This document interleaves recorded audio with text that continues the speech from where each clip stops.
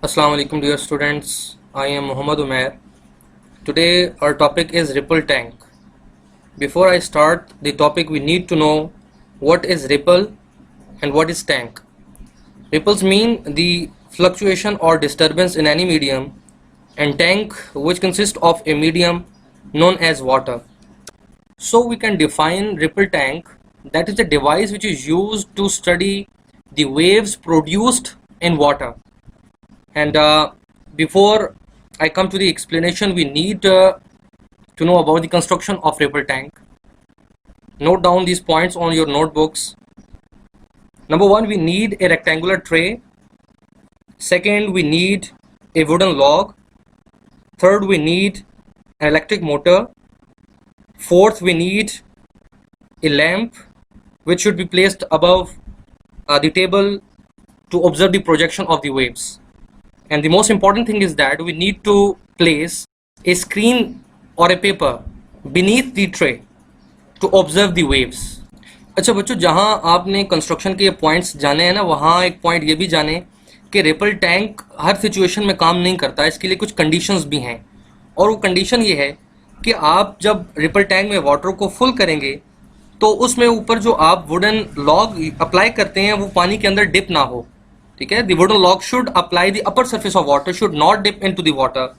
And the second most important point is, जो आपने नीचे स्क्रीन रखी हुई है, जो पेपर है, वो जो टेबल की जो सरफेस है उसे हाफ मीटर बिलो होना चाहिए. अगर वो डिस्टेंस आप चेंज करेंगे तो उसके चेंज कर देने से आपको कभी भी उन वेव्स का रिजल्ट सही नज़र नहीं आएगा, क्योंकि हमें वहाँ पर रिजल्ट नज़र आएगा in form of dark and bright lines. और अगर आप इस डिस्टेंस को चेंज करेंगे तो वो लाइन्स हमें नज़र नहीं आएंगी. और ये जो आपको डार्क और ब्राइट लाइन्स नज़र आएंगी, एक्चुअली ये जो लाइन्स हैं, these lines represent crust and trough of the waves. जो ब्राइट लाइन आपको नज़र आएगी वो रिप्रेजेंट करेगी the crust of the wave, और जो डार्क लाइन नजर आएगी वो रिप्रेजेंट करेगी the trough of the wave. तो जब आपसे ये सवाल किया जाए कि बताएं कि ये जो डार्क और ब्राइट लाइंस हैं ये क्या रिप्रेजेंट करती हैं, तो आपका आंसर होना चाहिए these lines represents the crest and trough of the waves. Now come to the working of ripple tank. Firstly we need to switch on the vibrator और the electric motor which is placed above the wooden log, and the log which touches the upper surface of water. And simultaneously we need to switch on the bulb to observe the waves which are produced on the screen.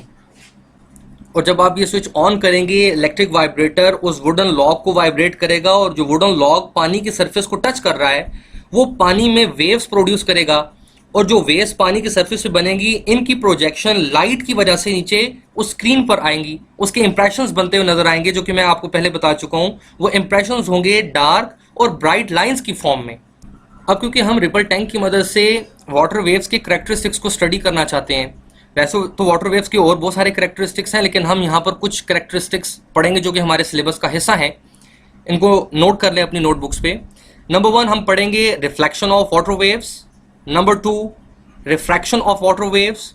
And number three is the diffraction of water waves. और बच्चों, इन तीनों characters को study करने के लिए हमें एक obstacle, hindrance या कोई रुकावट चाहिए, एक ऐसा वुडन लॉग चाहिए जिसे हम रिपल टैंक के अंदर डिप करके वाटर वेव्स को डिस्टर्ब कर सकें, और फिर हम उसके इंप्रेशंस को नीचे स्क्रीन पर देख सकें कि कब रिफ्लेक्शन होती है, कब रिफ्रैक्शन होती है, और कब हमें वेव्स की तरफ से डायफ्रैक्शन मिलता है. Firstly we will discuss reflection. So put heading on your copies and note down the definition.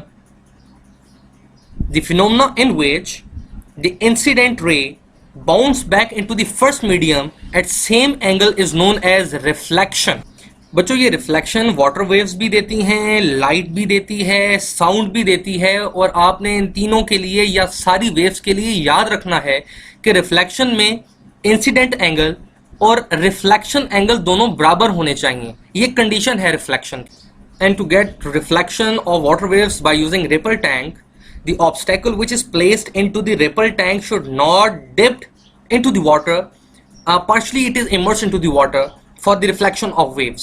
And the most important thing is that in case of reflection, the incident wave and the reflected ray or wave have same speed. There will be no change in any parameter in case of reflection. Now the second character of water wave is the refraction. Note down its definition. The phenomena in which when water wave enter from one medium to another medium, it change its direction of propagation, that is the refraction. बच्चों, refraction वो अमल है कि जिसमें जब कोई भी wave एक medium से दूसरे मीडियम में जाती है तो अपना एंगल या अपना डायरेक्शन ऑफ प्रोपगेशन चेंज कर लेती है और इसे हम रिफ्रैक्शन कहते हैं. और बच्चों, रिफ्रैक्शन के लिए रिपल टैंक में कंडीशन ये है कि जो ऑब्स्टेकल या जो हिंड्रेंस या जो वुडन लॉग आप यूज करते हैं रिपल टैंक में, वो पानी के अंदर डूबा हुआ हो. ठीक है, वो कंप्लीटली पानी के अंदर होना चाहिए. अब होगा ये कि जब वाटर वेव उसको अप्रोच करेगी तो पानी की सतह एक जैसी नहीं रहेगी, उसकी डेप्थ एक जैसी नहीं रहेगी, क्योंकि जहां पर वुडन लॉग मौजूद है उस वुडन लॉग की मौजूदगी की वजह से जो पानी उसके ऊपर मौजूद है उसकी डेप्थ कम है, और जहां पर वुडन लॉग मौजूद नहीं है वहां पर पानी की डेप्थ ज्यादा है, क्योंकि वहां पर पानी की डेप्थ रिपल टैंक के बॉटम से कंसीडर की जाती है. इसलिए यहां पर पानी की डेप्थ की चेंज हो जाने की वजह से रिफ्रैक्शन का अमल होगा, और हमें इस रिफ्रैक्शन के अमल में वाटर वेव्स की स्पीड का चेंज होना भी नजर आएगा. हम इसको ऑब्जर्व करेंगे. Students, the region where the depth of water is less is known as shallow region, and the region where the depth of water is more is known as deep region, and these two region causes the change in speed of water waves, which I am going to discuss with you.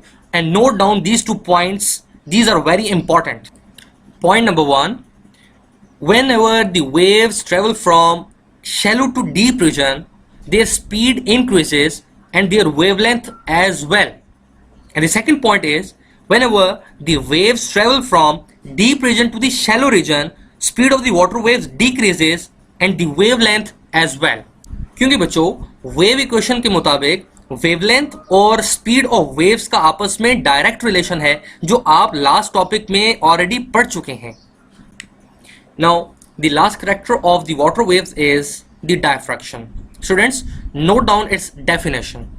The phenomena in which the water waves, while passing through the sharp edges of an obstacle, gives bending or spreading, that is known as the diffraction of waves. बच्चों, diffraction of wave भी इसी तरह तमाम तर waves देती हैं, जिनमें water waves भी शामिल हैं, light waves भी शामिल हैं और sound waves भी शामिल हैं.